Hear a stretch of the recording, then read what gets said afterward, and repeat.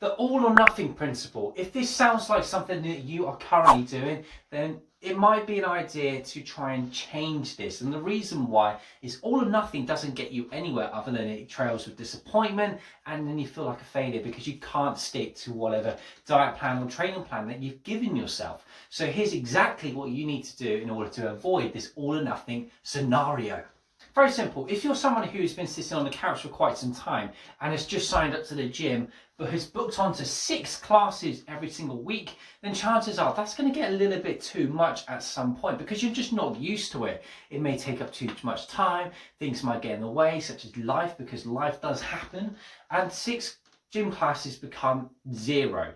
And because you can't stick to 6 classes a week, you then give up entirely, because what's the point of continuing? You've simply done too much too soon. So let's avoid this completely by breaking things down. Start with something that you can do realistically and stick with it. It doesn't matter how much that is, it's just something, because action breeds momentum, and that's what you want. So for instance, if you want to get active and get into the gym and feel healthy and things like this, then it might be an idea to set yourself maybe a goal of going 2 or 4 times per week. If you can do more and realistically stick to that, fantastic. But if you don't feel like you can, there is no reason for you to do it. Find something that you can stick with and ultimately enjoy that fits around your lifestyle. So if things do happen, because that is life, you're able to stick with it because it's not so much of a burden to go to the gym 6 days out of the week, okay? So break it down into smaller bite-sized chunks. And it's the same when it comes to your diet. For instance, if you've cut out all your favorite foods,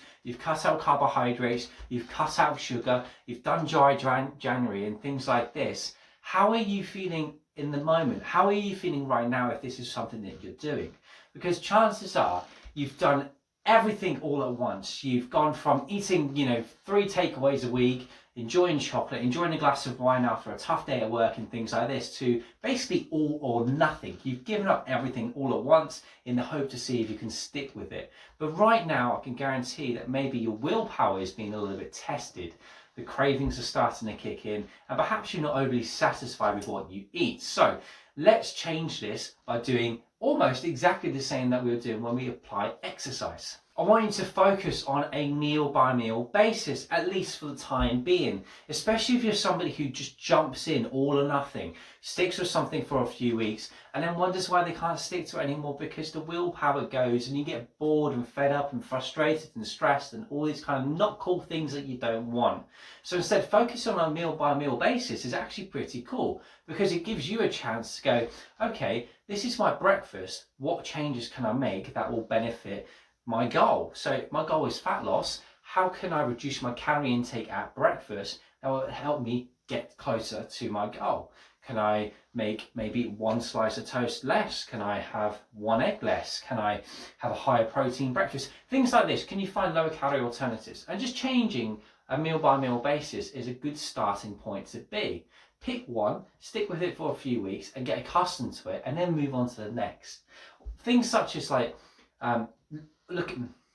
you could also look at things like alternatives when it comes to calorie choice and like snacks. There are lower calorie alternatives to things that you buy nowadays. So for instance, you could have a Diet Coke as opposed to a full sugar Coke.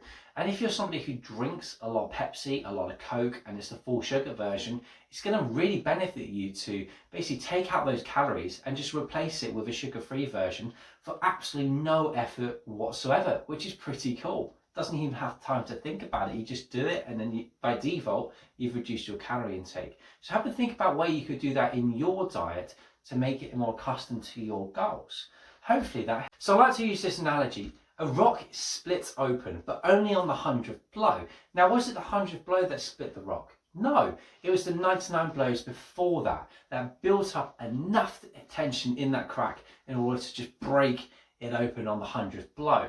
And this goes to show that consistency and being persistent in the art of your goal, if it's fat loss, is bloody important, okay? So stick with it, because overnight success or cracking that rock is not overnight. It is simply a process that you have implemented consistently, and it feels like an overnight success because you wake up one day and you've got the result that you wanted, but it was because you did so much beforehand that led to that result. Think of a hammer hitting the rock 99 times. It wasn't that last blow that split it. It was the 99 times before that helped break the rock.